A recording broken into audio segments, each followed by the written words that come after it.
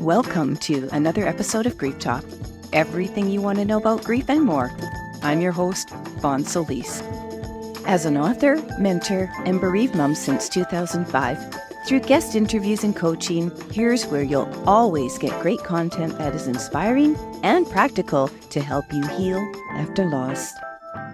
Today's guest is Shari Otteman. With a master's in Divinity and Board Certified with Christian, professional, and pastoral counselors, Shari is a hospice chaplain, spiritual counselor, and community celebrant.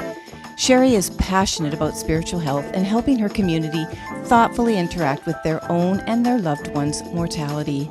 Shari founded Aspen Roots Care and Counseling and provides both in-person and virtual counseling sessions and education on end-of-life planning, spiritual health, and more. Her biggest passion is assisting loved ones with planning a memorial service, writing a eulogy, and mourning their loss within their community. Okay, so welcome to the show, Shari. As I said to you just before we started, I have been so excited to talk to you, and I mean that with all my heart. Oh, I am so excited and flattered, Bob. I've really enjoyed getting to know you through your podcast lately. And I love anytime we can sort of air what's going on deep in our hearts and deep in our spirits and engage people in that conversation. It's a gift. So thank you for what you do. And thanks for letting me be here. And hello to all your listeners. Absolutely, Shari. So audience, one of the things that drew me to Shari as we connected on a networking site, I'll be quite honest about that, was the fact that, Shari, you are a chaplain. You're female, you're young, and I'm like, okay, I have got to talk to this woman. And we had a nice little chat on Zoom and connected instantly, and have lots and lots of shared thoughts. And we're going to be getting into that today, audience. And I just want to, for a quick recap, just remind the audience that you are, Shari, a healthcare chaplain, spiritual counselor, community celebrant. We're going to get into what all of that is as I invite you to just tell us a little bit more about what you're currently doing and basically how you serve your clients today. Yeah, absolutely. So I've been a healthcare chaplain for about 4 years and currently in the hospice field. So doing full-time hospice chaplaincy about half the time with patients that are in a facility and half the time with patients that are in their own homes. Mm-hmm. So if you don't know, a healthcare chaplain is really just there to provide spiritual support, encouragement, be a liaison for community spiritual encouragers and supporters to patients and families going through difficult times in a healthcare setting, and obviously those that are going through end-of-life stressors in a hospice setting. So that is just, it's a career that I feel like was made for me, or better, I was made for that career. It's lovely. One of the things I started to realize, though, is that as fewer and fewer of us are going to church, there is sort of a lack in our communities of spiritual helpers. Mm-hmm. So I get to meet these people in hospice and healthcare when they are in the midst of sometimes the most horrible experience of their lives, or it's a real crisis situation. But if they aren't in crisis, how are these people in the community getting spiritual care and spiritual support? So last February, 2022, I opened my own business, Aspen Roots Care and Counseling. And really, I just try to provide that chaplaincy model of spiritual support to my community through counseling sessions, funeral memorial planning, free education and seminar events, sort of anything and everything I can think of to nurture our communities in a place that I think we really, really need it right now. Right. So my next crisis, I'm calling you.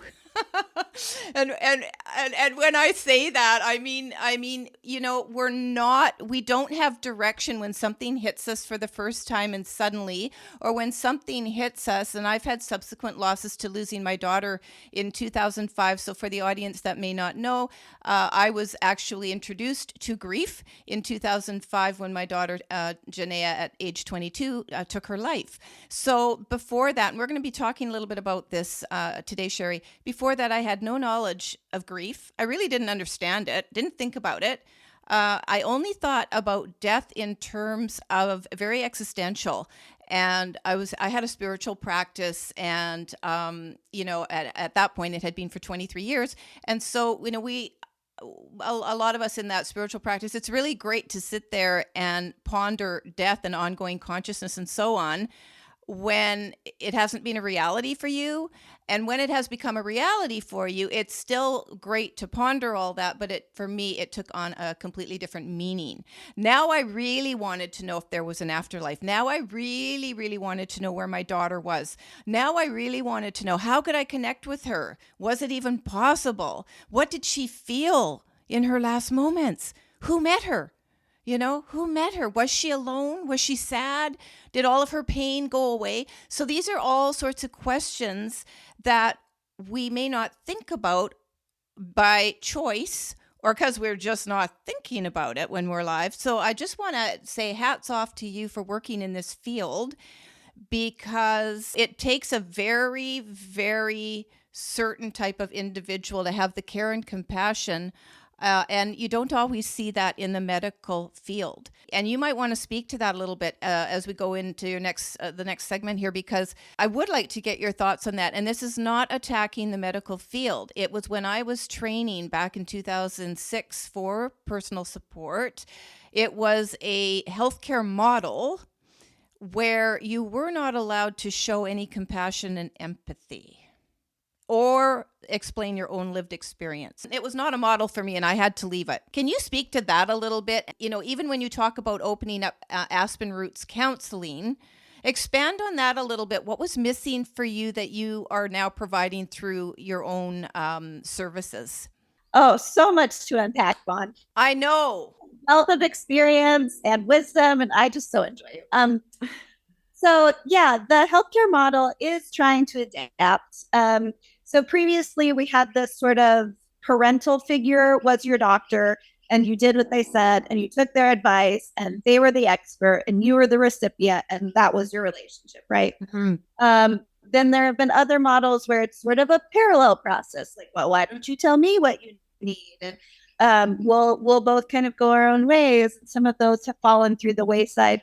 They are trying to move towards a more collaborative approach, right? And this is where you get the, you have to be your own advocate. You have to show up prepared for your doctor's appointments. And then their responsibility is, I have to actually listen and respond and not just be the expert, but be the other human in the room. So there are some healthcare providers that are naturally very gifted at this. Who got into this field because they felt so drawn to helping people, because they were already empathic individuals. And there are some who are not naturally gifted in this at all. They got into the healthcare field because they were good students and they could memorize a lot of information, and they rightly so wanted to make a good living. So one of the lovely things that healthcare chaplains have been invited to do in recent years, in hospital settings anyway, is to become part of training our healthcare professionals on what we call therapeutic communication. So therapeutic communication is the model used by counselors and, 911 operators and hotline operators, people who answer the phone. Wait a sec. What really is therapeutic communication? Right? So it's just another model. It's another model that says, this conversation isn't just about me learning things from you or you and I taking turns telling stories. It's, I want this conversation to benefit us. And how do I structure our communication in a way that benefits us? So one of the things, just as a quick tip to anyone who might be listening, the best thing I was ever taught was, when in doubt, reflect. People will tell me things and I have no idea what to say. When in doubt, reflect. And that just means, you said, this horrible thing happened to me yesterday. And I say, that horrible thing happened to you yesterday, right? It's like, you need to vent about that. Tell me more. And really teaching our clinicians who are more sort of right-brained how to engage in that. And it ends up creating better healthcare, better survey scores, better, it's a good skill for them all to have. So that's that piece. Then you asked me what was missing. And I would say really what motivated me to start Aspen Roots Care and Counseling more than anything else was the number of people I meet, particularly in hospice care, for whatever reason, who have experienced adverse experiences in their spiritual homes or in their religious past. So I wouldn't categorize all of it as abuse, but a lot of it as abuse. And these people, when they experienced abuse or adverse experiences in their church homes, nobody was there to receive them and offer them guidance and counseling and to help them sort of move on in their spiritual lives, right? And so what almost across the board these people end up doing is, for their own safety, leaving their religious communities and trying to figure things out on their own. Some of them are very successful at that, and some of them are not. And most of them have never received any kind of counseling around this abuse. So we have all these models, for instance, for like domestic abuse recovery, or child abuse recovery, or sexual abuse recovery, and we don't have a model for spiritual abuse recovery, and we just expect people to figure it out on their own. The church is notoriously terrible at even acknowledging that spiritual abuse happens. But then I've searched far and wide for books and podcasts on the subject that are healthy and therapeutic. Yeah. And they're so few and far between. The general consensus is, yeah, people make mistakes. You still have to go to church. And I just want to scream from the rooftops, that's not healthy and it's not helping. So as I'm seeing all these people who have been carrying decades of woundedness and have had no one to talk to about it, and now that they're facing death, have all of these existential faith crises because they haven't had spiritual help for the last 15, 20, 35, 50 years. I just thought if there was any way to be more present in these communities before these people were in crisis, right? Before it was all of a sudden an urgent question of what happens when I die. Just to jump in for a real quick question, I want to go back to spiritual abuse for a second and really dig down a little bit about what that could be for someone, so they can really be listening to this and going, that's me. Ooh, I didn't even know I was spiritually abused. What are people most worried about from your experience and the patients and clients you've worked with? What are, I'll just say, we really afraid about as the closer we get to death? So just to clarify what I mean by spiritual abuse. Okay. Like abuse wheel that has been published showing all the different types, like financial and emotional, all of that. Spiritual is on that wheel as well. So Google that and look at their description. It'll be better than mine. But my own personal experience with folks, it can be anything from, a woman telling me that she quit going to church because her pastor told her if she really loved her children, she would quit her job, right? And that was so abusive to her that she never went back to church. To the woman who had an affair with a priest. And even though it was consensual, that power dynamic, that power differential made it an abusive sexual relationship that changed the way she thought about her faith for the rest of her life, right? Those are kind of two of the, not extremes, but two different approaches, what I would both consider to be spiritual abuse that left people feeling like there was no safe spiritual home for them. So it would be anything that a person would feel as betrayal or pain or hurt in any other way that occurred by the church, or obviously someone in the church, and whatever they consider that would be as abuse, because church can be a foundation and is a foundation for a lot of us in our childhoods. Let me ask you this, as a chaplain and working directly in this area, when people leave the church, and you were saying earlier that there's been a decline in church attendance, do we feel guilty? Do people, or can most people? And I'm thinking here about people who have been raised in very, very traditional and staunch, like Catholic, Protestant, something very, very, it's so ingrained in the culture. So when they leave their church or any other establishment that is religious for them, would you say a percentage of them, a larger percentage of them, or it's just all over the place about those that would feel guilt about that through their adulthood of feeling like they abandoned the church? Yeah. Well, I mean, the joke among Catholics is that they always feel guilty, right? Oh. Yeah. Majority of my Catholics, but it's sort of tongue in cheek, right? Like, Okay.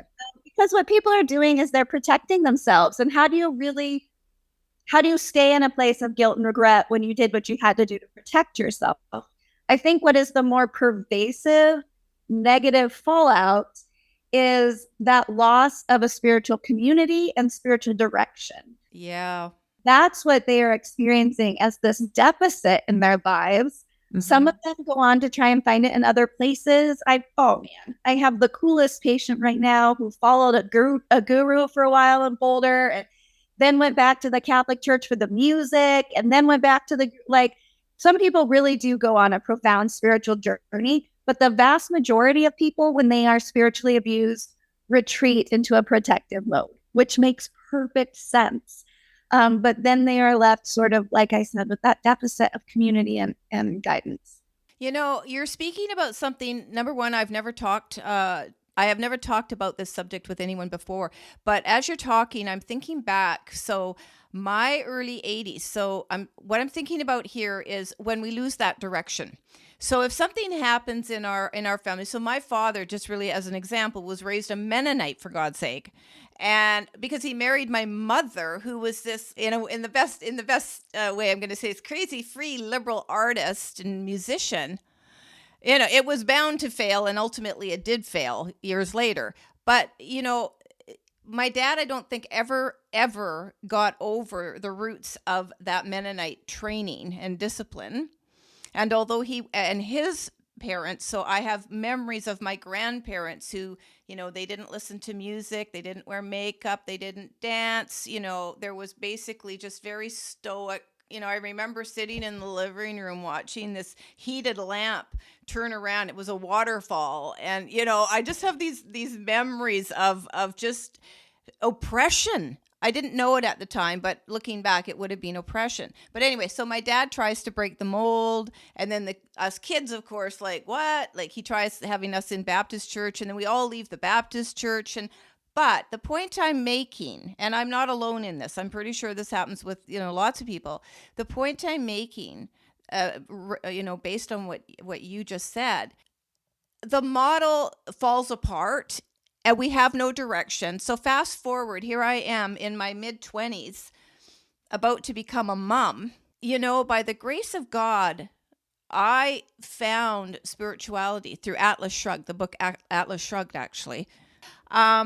It expanded my brain, and from there, just started searching. And at the time, we're talking 1982, 1983, New Age was the catchword of the day. There were certain thought leaders and industry leaders in a more New Age, quote, spiritual approach. And obviously, this stuff has been around for generations. If you think back to 19th century poets, writers and artists and so on, always questioning the more. In a lot of spiritual practice, God or source is at the center of it. Some greater being that does, I don't want to say exercise, but certainly has a power over us. And I mean that in the nicest and gentlest way. And in the spiritual practice I adopted, and I did go to Unity Church for a number of years in my 20s and later on in my 40s, for a foundation, to show my children a foundation. And again, see the religious portion. But with Unity, while it relied on a traditional sort of model, if you will, of religion, Bible and stuff like that, it took it a step further, and then we would have expanded consciousness, spiritual thought, spiritual empowerment in that. In other words, we are a part of God, and you do have a choice, and you don't have to hand everything over to, it's just God's will, it's God's choice, there's a heaven, there's a hell. You have a place of empowerment within that religious model. So the point being is, so when we're searching, it's very difficult to know what you're searching for, right? Sure. Absolutely. I think in this day and age, we think about in all the times past where you inherited the religion and the beliefs of your tribe. That's the end, right? Maybe you met some traveler on a foreign road and you learned a little something, or you became a disciple to a different rabbi, or to to the Buddha, but pretty much like wherever you were, that's what you believed. And that's no longer true for the last maybe 100 years. And so we have all these options, right? We can get on Google and we can, oh my gosh, the Baha'i faith is growing like crazy. That's super interesting to me. We have all the faiths of all the history. That's super interesting to me. So what I encourage people who are in some sort of spiritual recovery to do in order to not be bombarded by the problem of choice, right? Too many choices, not to be stressed out by that, is to ask themselves exactly that question. What is it that I want? What is it that I feel like I'm missing? And I don't think I could overestimate how important community is when we're on a spiritual journey. A lot of what we're feeling is spiritual loneliness. So community is the big one, which means geography does still matter sometimes. And the second one is just a recognition that who I am is okay, right? To me, that's such a huge part of what spirituality is, that not just my lifestyle or the life circumstances I'm living in, but the person I am, the existence I am, the spirit that I am, that is okay and valid, that I deserve to take up space, that I am worthy of breathing the oxygen that sustains the planet, that the sun's rays were meant for me as much for the flowers in the field. That's, I think, what if you can narrow down what you're actually looking for in a spiritual journey, to sort of something in that realm and the community focus, I think you can find what you're looking for through whatever it is that really speaks to you. Some people feel the most valid and the most seen when they participate in community building, sort of charity work, right? Some people find their faith home in the soup kitchen or in the homeless shelter or in art or volunteering at the animal shelter. That's really validating. Some people really find it in sort of new and emerging gurus that are asking the hard questions, or the Baha'i faith that has this incredible, noble goal of improving the world. Like, let's stop acting like that's impossible and do it. So I just think, but you have to tell yourself what you're in it for, or it's really easy to get lost. Oh, yeah. And while you were talking about all the different ways that we can find our faith, basically our faith, expanded consciousness, spiritual practice, metaphysics, and all of that, Baha'i, Buddhist, doesn't matter. As long as, here's where I've arrived at in my mid-60s, as long as we don't lose ourself and in all the giving. Great. Go to the soup kitchen, go to the homeless shelter, go to the wherever, as long as you can learn to treat yourself with the same compassion and empathy you're giving to those you are serving. And this is what's missing. I've actually talked with some practitioners on my show, about those who volunteer and can't say no, doing a great disservice for themselves because they've lost themselves at the root of it, and are maybe trying to atone for, the problems in self-worth. So while you were talking, I was sitting here thinking about how many millions of people are struggling.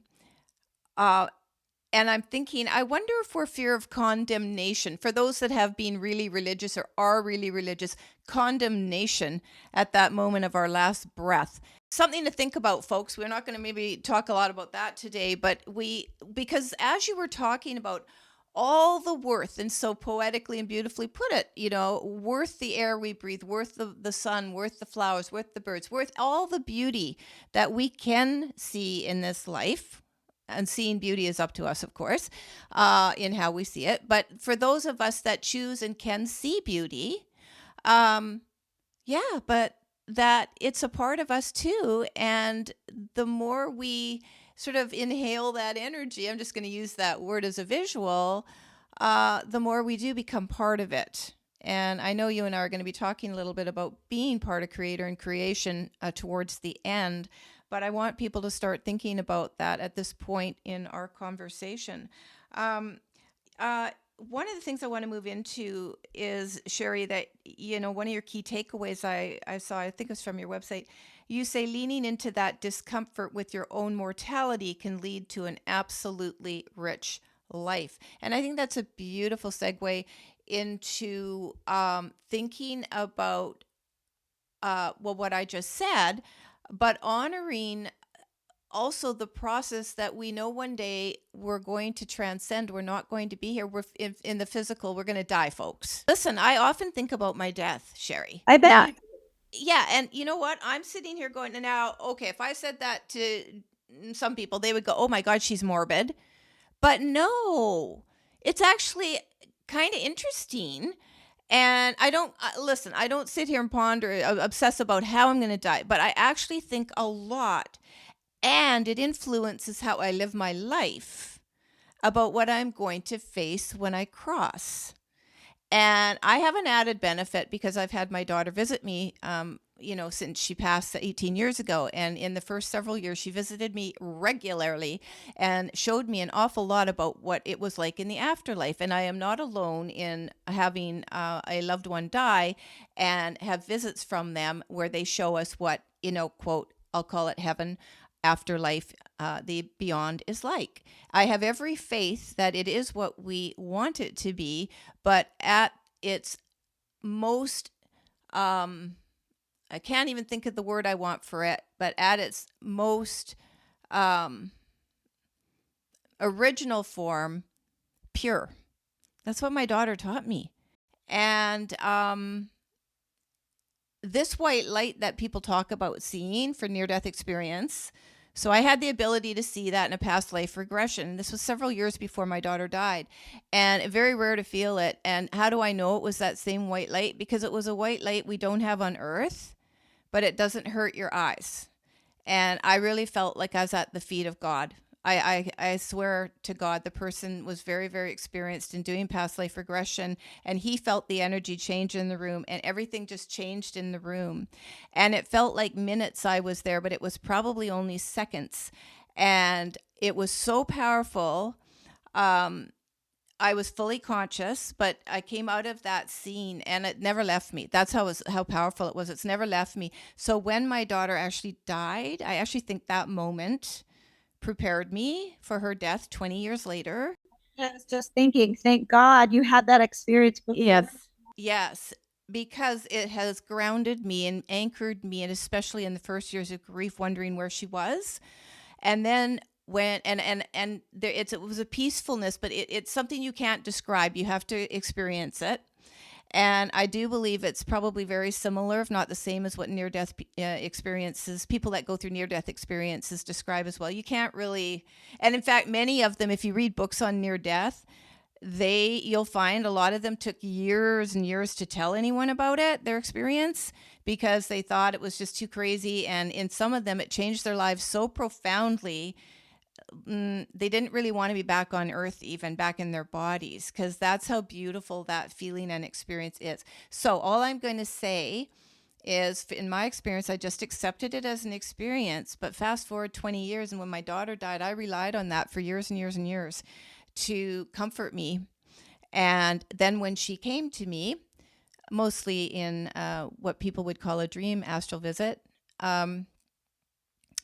well, that was how she appeared, and there was no pain, and there was no, and it was just love, and it was just absolute love, and it was a world that I was still aware that there was a difference in our vibration and in our worlds, if you will, but it has influenced me, invited me is probably the right word. It has invited me to ponder passing for years. What I want to talk about is this discomfort, leaning into our discomfort to think about our mortality. What do you want to say about that? Now, I set that up in the context from my experience, but as a chaplain and the work you do and your own beliefs, what do you think about death, and why should we contemplate our mortality?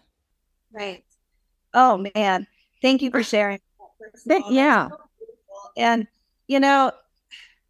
okay, I'm going to get back to that later. So, it's important to remember that this is very cultural. and that your culture in Canada, my culture in the States, are even that's a little different. But the culture that each of us exist in now is not a permanent representation of the human experience, right? It is, we got to zoom out and be like, that's what that culture believes in this time and place. So I read this fantastic book, From Here to Eternity, Traveling the World to Find the Good Death by Caitlin Doughty. So good. Cannot recommend it highly enough. But she goes into this a lot. She talks about, I can't remember the name, but the Indonesian culture that mummifies their dead and gets them back out for parades. And like, there are cultures all over the world that think about and plan for not just their passing, not just their afterlife, but how they will continue to interact with their descendants, right? So it is a uniquely Western 2023 experience that when you and I start telling people about how much time we think about our mortality, they go, ew. Or, when I say, oh, I get to do another funeral this Friday, and my friends look at me like I'm insane, right?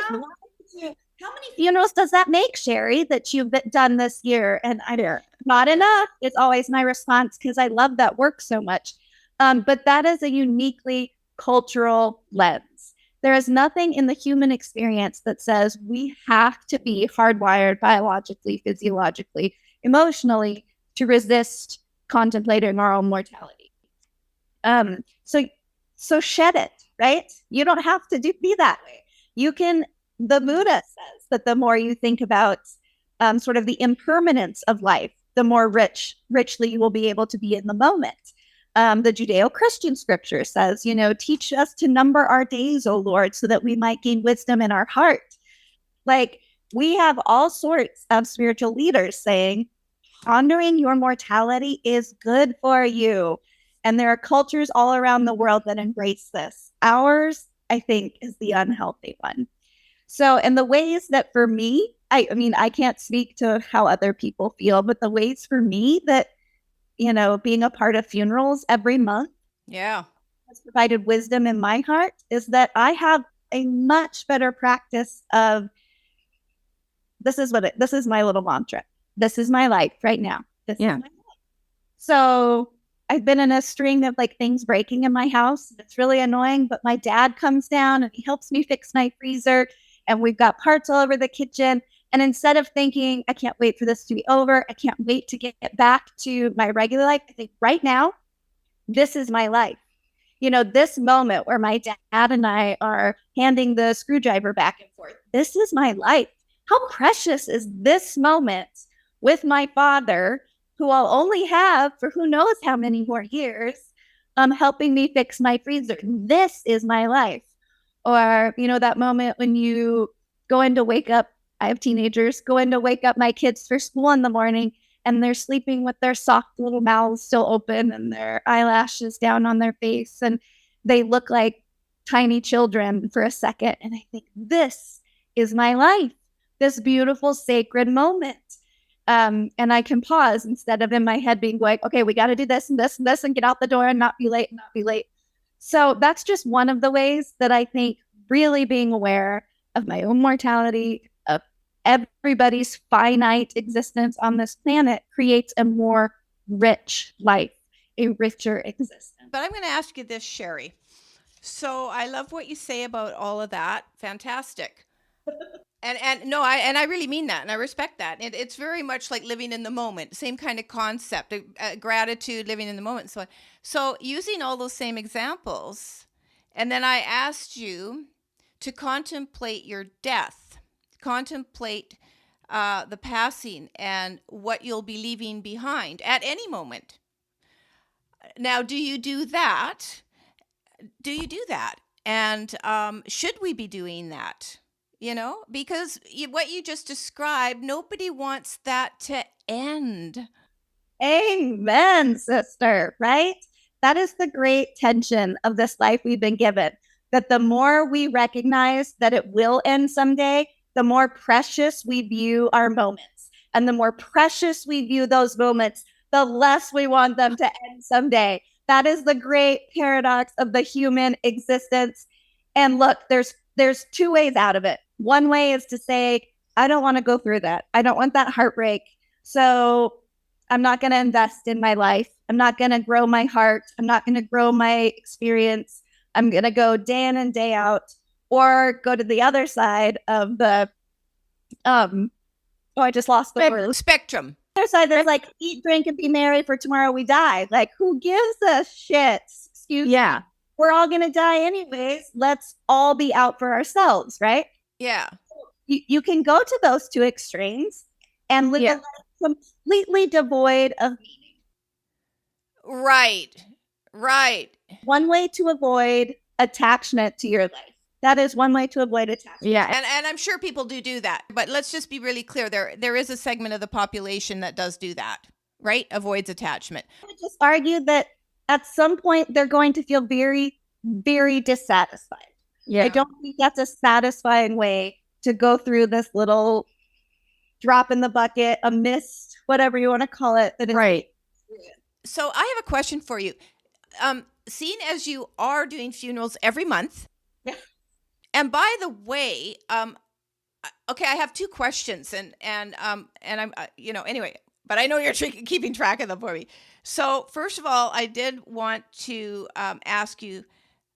So seeing as you are doing funerals every month, so you're around death all the time.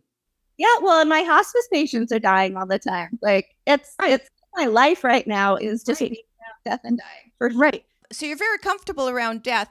And something you said about the book, I want to put a link to it, but what is it? From Here to Eternity? The subtitle is Traveling the World to Find the Good Death. So my question to you is, seeing as you're around death, like all medical professionals and other people in chaplaincy and so on and so forth, how has that changed unless you always had your views around death, has that changed or expanded your awareness that you yourself could contemplate and embrace your passing basically peacefully? Could you? Do you think you could? I would say personality wise, I've always been a little inclined to be like, c'est la vie. And certainly before I had children, I wasn't afraid of death or dying at all. Suddenly we have children and all bets are off, right? Yeah. I'm a pacifist unless my children are involved, right? Like, all of a sudden, all of our firmly held beliefs are super challenged. So I still have, you say I'm so comfortable with death. I still have great fear and great anxiety around my own death right now because my children are 15 and 16. But that's fear of death because you're basically more afraid to leave them without a mom. Right. But remove them from the situation, or you've lived a good long life. Let's just call it that. I'm not talking about trauma here and stuff. I'm telling you lived a good long life. And I do believe, based on my mother and my father's passing in 2010 and 2007, respectively, they both knew they were going. Absolutely. And I've seen it in patients when I was doing that personal support. So I'm just saying, at that moment when your kids are good, they're growing, they've got families of their own, they're all taken care of, you're 101 and a half. Can you embrace your passing? I'm talking about it just in very one for 88. I feel like in all of my work, 88 is the right number. I'm going for 100, girl, if not 105. So, and I've picked out at the inpatient hospice with the view of the mountains. I've seen enough of life for the sake of life, prolonged misery. Yeah. I have no interest in that. And I do, on a personal level, deeply personal level, have deep faith that my spirit is eternal. And then even as I've been with other people who have different faiths from my personal faith, I've seen how whatever it is, I would call it the divine, seems to meet them there and provide peace and relief. You were lucky. I shouldn't say lucky. You have had this exceptional experience. Yes. I feel lucky, Shari, that I've had the experiences. Listen, I don't feel lucky that my daughter took her life, But I'm going to be very honest here. It's very different when you lose a child and you can make sense of it, and it's like an accident or an illness or something, and you go, oh well. But and in my spiritual practice and thought, listen, I believe we all choose how we're going to go and when we're going to go. That's been a foundation of my thinking for 41 years. So, but when it's a suicide, like that is proof that they wanted to go. But I'm only going to say, so I want to say two things about that. One, I can't deny the fact, and I never did deny the fact, that my daughter wanted to leave. Was I sad? Absolutely. Did it crush me? Yes, all that stuff.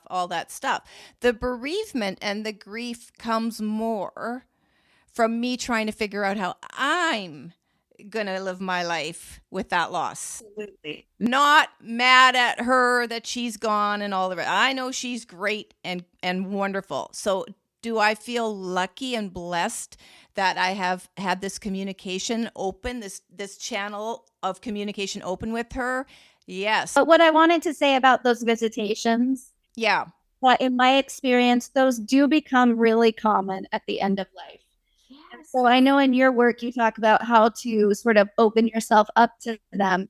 I think that becomes easier for people when they're sort of saying goodbye to the physical world, which can be a really long process. They become more open because it's ridiculously common. Like I never would have believed it until I started doing this work, regardless of their beliefs, to have visitors from the afterlife in a peaceful and non-threatening way show up in their rooms and hang out with them.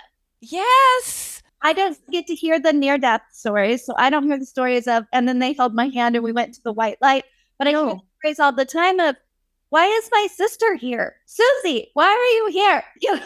Oh, I'm so glad that you're bringing that up. And for folks, there are two wonderful books by Dr. John Lermer, Lermer, and he was he probably still is a palliative care physician in Houston, and he almost risked his career by collecting stories of many of his patients who were more or less within the last couple of weeks of their life, all about angel visits of Jesus, visits of loved ones.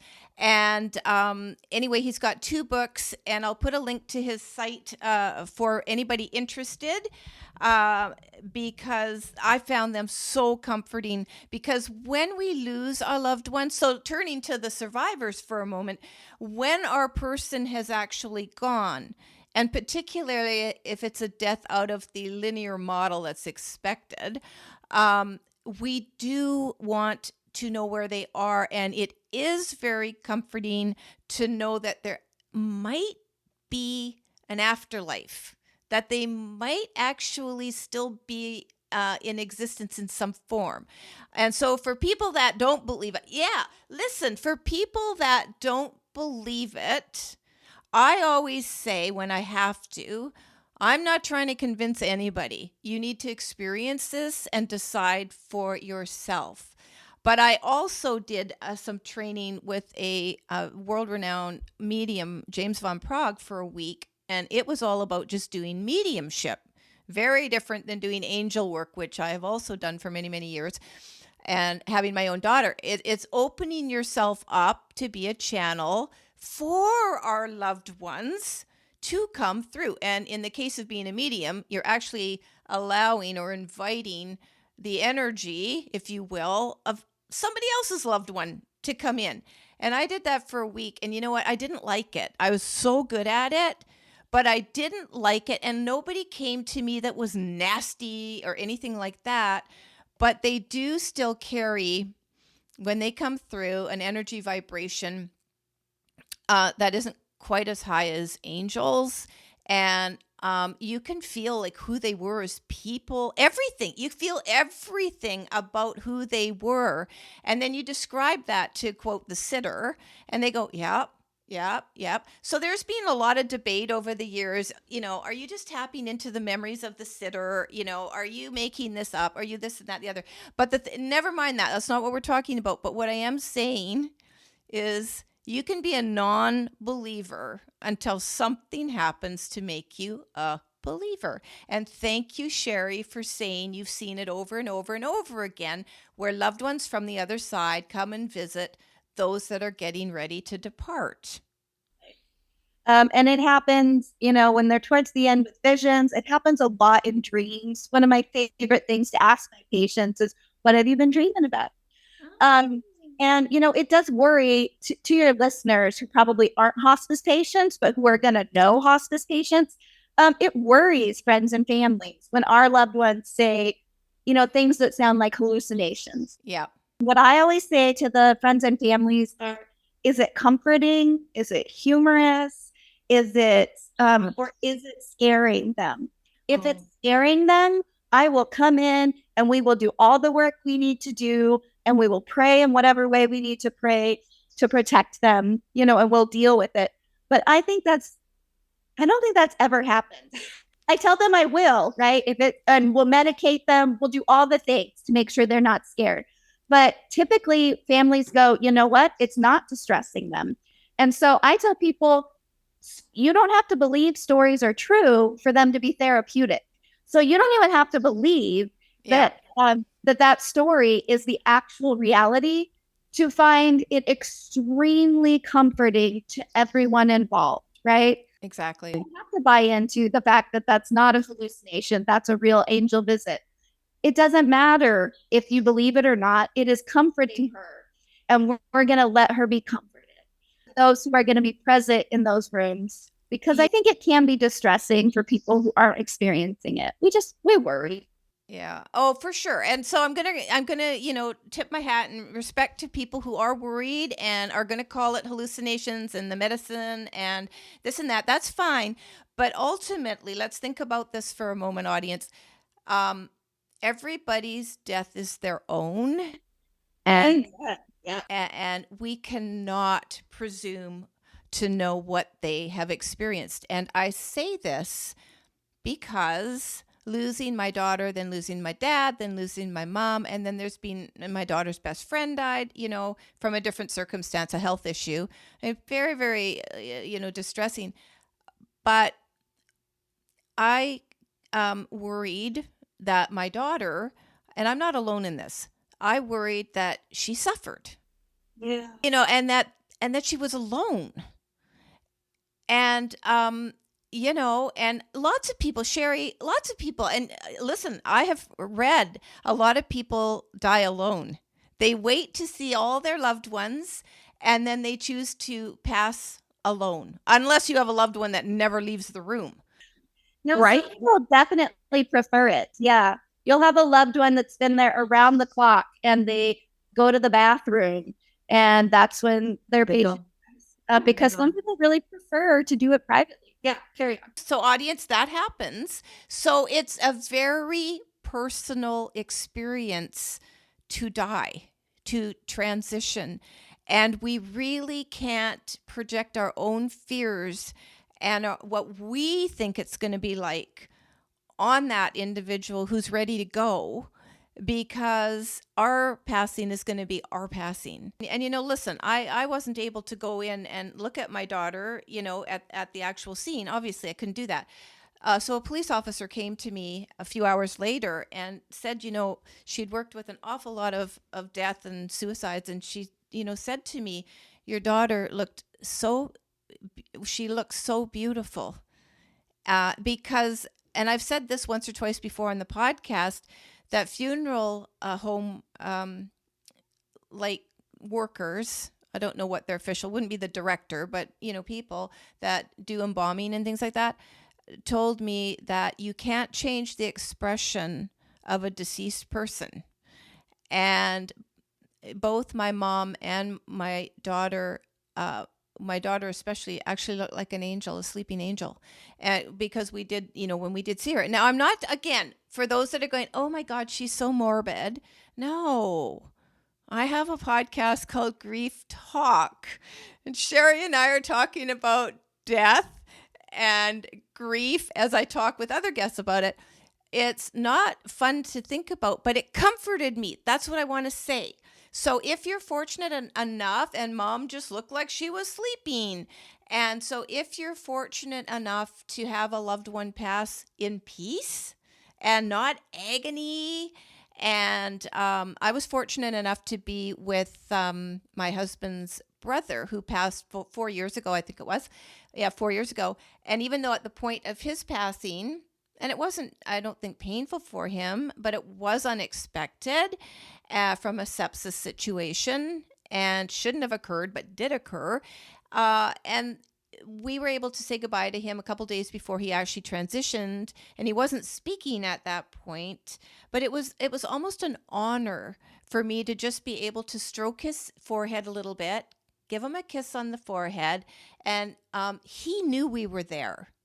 100%, he knew when we were there. And after he passed, a few days later, all the electronics in my car, we came down to the car, and everything, the horn was going, the lights were flashing, call the service, the BCAA, and they go, I have no idea what's wrong with your car. Right? Tow it to the thing, and the guys, like the mechanics, it stopped, and there's, I don't know what's wrong with your car.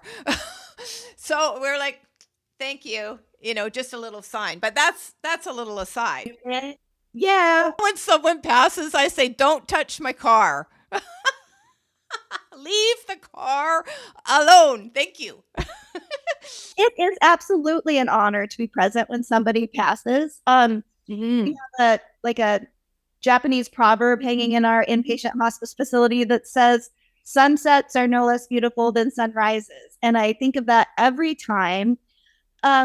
It's not true that every death is easy. Like, I'm not going to lie to people and say that, but the best thing you can do when planning for or hoping for a peaceful death for yourself and for your loved ones is to talk about it and stop pretending it's never going to happen. The more we talk about it, the more open we are about it, the less we say to our friends who are hospice workers, ew, like, the more we're willing to engage, the better off your entire family system will be. And I get on my soapbox about this because I've seen it go in such different directions. The family that has talked about it, the family that knows what grandma believes and knows what grandma wants, versus the family that never thought this was going to happen, even though grandma had stage 4 lung cancer. And the way families can just fracture when everyone is scrambling to try and figure out what's the best thing for grandma's final days and after, versus the family that can hold each other and love each other and give grandma the death that she wanted. Yeah. I can't stress it enough. Go online, fill out the 5 wishes, do all of the weird little quizzes, do a living will, do a medical power of attorney, do everything you can think of to do, then put it in a binder and forget about it, but do it, because it will have such a profound impact that may last for generations. And yes, you can have a super peaceful death with hospice, or you can die in agony because you waited too long to seek treatment. Yeah, that, and also, and by the way, when there is a sudden death, let's just give nod to that for a little bit. And I know that's not your work, but for those that do, and there's a lot of us that do lose someone suddenly, can be a parent, heart attack, aneurysm, anything, boom, they're 1 minute, they're dead the next. It happened with my mom. So, it's so important what you just said about talking. I did have to ask you, what is online 5 wishes? Is there a link to something that someone, like, they can go somewhere? I've never heard of that. What is it? It's great. So there are a number of these, but 5 wishes is the one that's free. There's a link to it on my website. You can throw one up on yours. Sure. And it's about starting the conversation with your loved ones. So people get real, as they should, overwhelmed and flustered when they're given a, DNR form or a and they don't know, well, do I want to be intubated but not, or do I want tube feedings but I don't want resuscitation? Like, you know what I mean? Like, it's like, here's a question for you. DNR, do not resuscitate, for those that don't know that. When should we be thinking about that? And do they only ask you in the States to fill it out if you're in a medical emergency, or do you prepare one in advance? You should all be thinking about it now. Do it now. You can always update your wishes. So like, I'm 41 and I have teenagers at home. I don't want to be DNR. I want everything, right? Shock me as many times as it takes. Intubate the heck out of me. I want all of it. Yeah. If I ever am in a situation where I've just had my 4th round of chemo and I'm done, then I can redo it.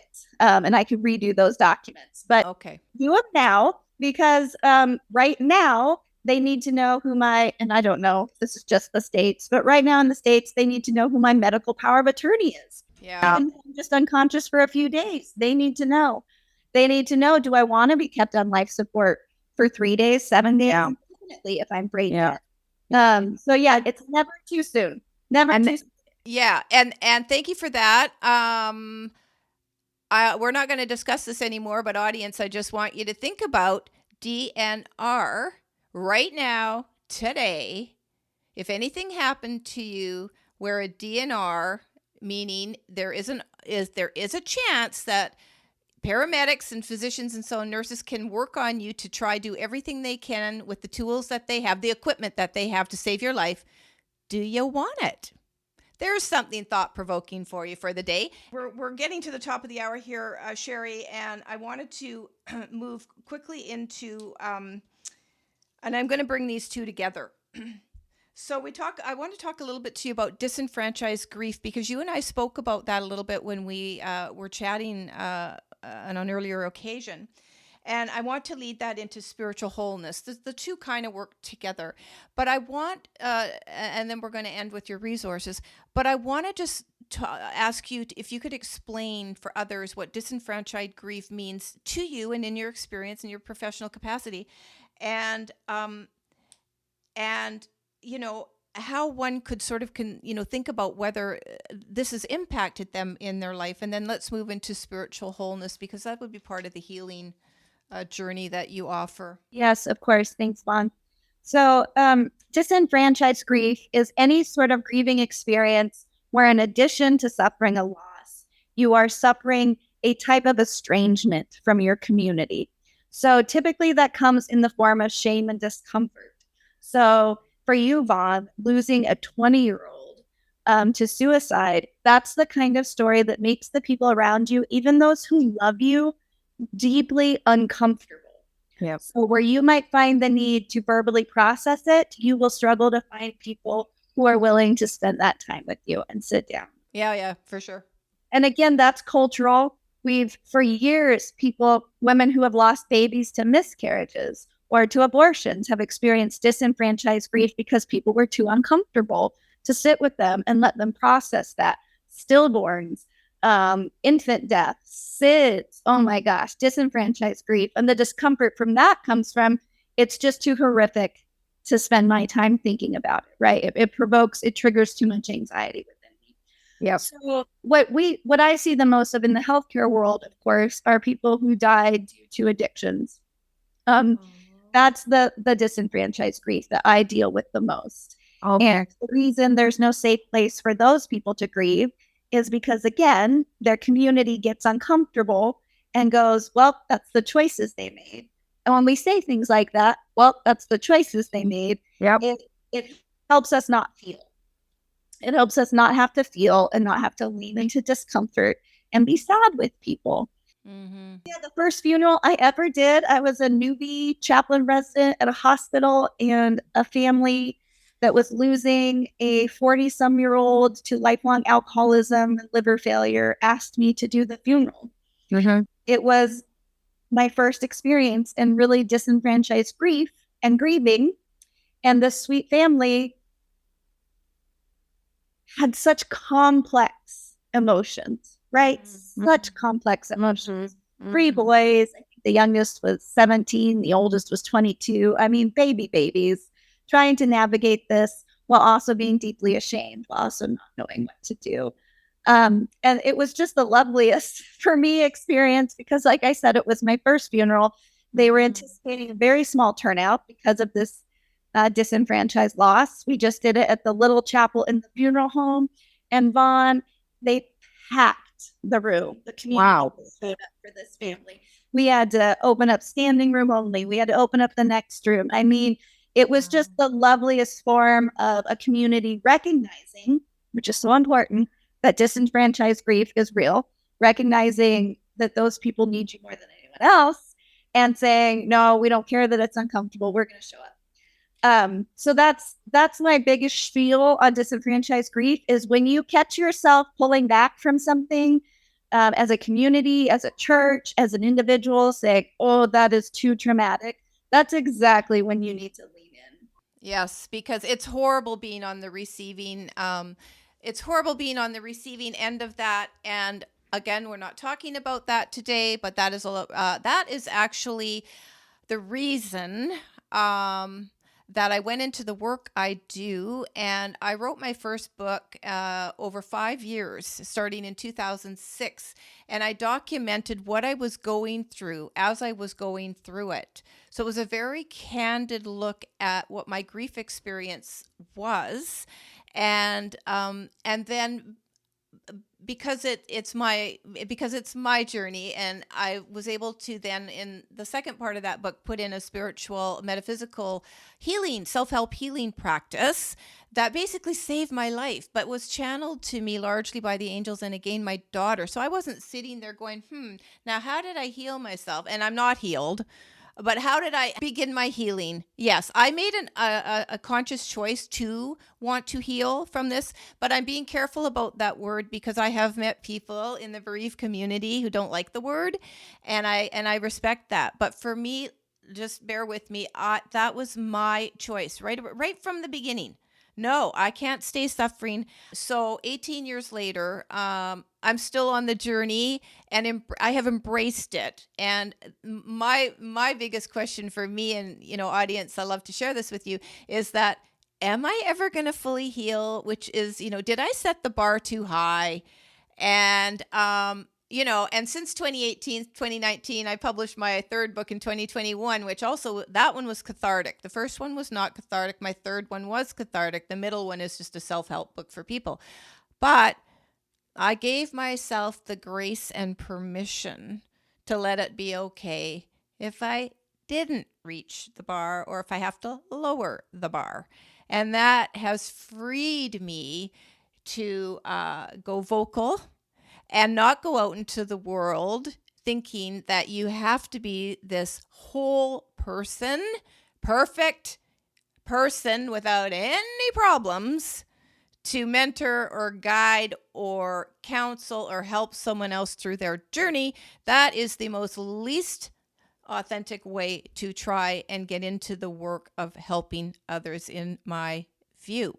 But on that note, let's turn to spiritual wholeness before we close this out, Shari, and talk about what spiritual wholeness means to you in the work you do. And you and I really connected on this idea that, we're part of creation, we're part of our Creator, and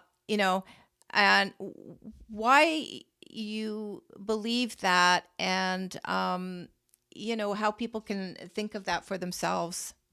Yes. So piggybacking on what you were saying about becoming fully healed, I love the image of being the walking wounded or the wounded healer that Henri Nouwen wrote about,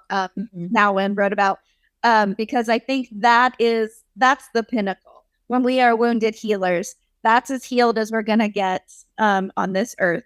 And it's a beautiful place to be, right? I think all the time, like, sometimes I wish I had more power. I wish I could heal people physically. I wish I could fix their broken hearts. I wish I could walk in and wave my magic wand.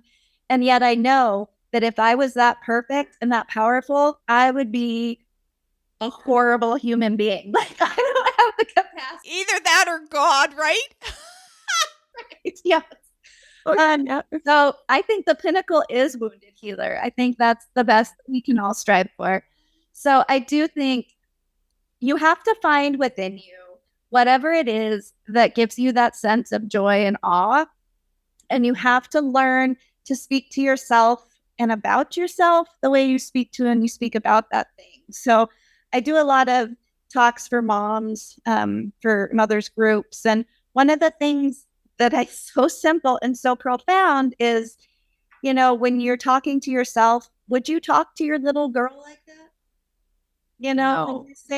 When you're saying, for me, well, it was a toxic marriage, but he never actually hit me. Maybe I'm overreacting. Would I talk to my daughter like that? Hell no. Hell no. I would say, this is what you deserve. And this is the life you're going to go after because you are beautiful and smart and strong and you deserve all this, right? So for moms, I think it's really powerful to find that, the precious baby in your arms, to the little girl who fell down and scraped her knee. Like, you don't say to that little girl, oh, what a clumsy little piece of crap you are. You say, oh, I'm so sorry. Oh, I bet that hurts. Let's work on whatever we need to work on together. So finding the ability to say, whatever is sacred in this world to me, I need to recognize that I'm not sacred to something. So in my faith, I'm not sacred to my creator. In your worldview, you might be that sacred to your mother. You might be that sacred to the earth or to the dog that relies on you. Or, one of my favorite cartoons is the woman looking in the mirror like, what is wrong with me? And the dog looking at her with a little thought bubble that's like, she's so pretty. Like, there is some force around that delights in you. And when you recognize that you are capable of delighting in something else, you have to learn how to transition that into also realizing you are an object of delight. That, I think, is the journey to spiritual wholeness. And it's all there.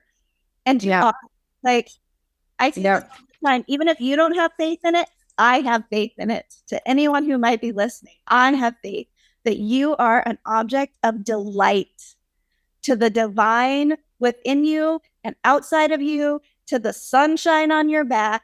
You are delightful. I love that. Find yourself, people. That's what's coming to me as a message. Find yourself, your true self. Shari, this has been inspiring, thought-provoking, informative, educational, and I can't thank you enough for being candid. You speak so eloquently, articulately. I appreciate that, and for you coming on my show, because you are a rare gem and a wealth of wisdom, and people will benefit from our talk that we've had today, our discussion, and your messages. I know you have a website, AspenRootsCC.com. And your socials. I see that you have provided Facebook links for me so that I can put both your website and your Facebook link in the description. Are you on any other socials, or that's where you're mostly hanging out these days? Not right now, but my phone number is on those too. That's a business line. You can call or text at any time. Both the Facebook page and the web page have a little contact me now form, so we can chat, email. It is my sincere wish that everyone would find a little bit of encouragement from my work. So never hesitate to reach out to me. Oh, that's fantastic. And do you work with the, anybody can call you? Like, do you work over Zoom in that as well? Or is it's not geographic specific then to your area? I mean, the funerals I work typically are geographically centered. But everything else, Zoom, phone, whatever we need to do, we'll figure it out. Yeah, I'm thinking of the spiritual counseling here and, whatever else you can counsel people on. So do reach out if you feel drawn to work with Shari or inquire about something, because I'm sure you have a wealth of resources as well that you can impart on your site. And I've already learned about a couple of books that you mentioned here as well. So I'll put links to that as well. So thank you again, Shari, for coming on the show. It's been just great. Did I miss anything? Is there any last parting words that you want to say? We covered an awful lot. So yeah, it's been an honor and a pleasure, Vaughn. Thanks so much. I really appreciate the work you do and invited me to have this conversation with you. It's precious. Thank you. Thank you so much.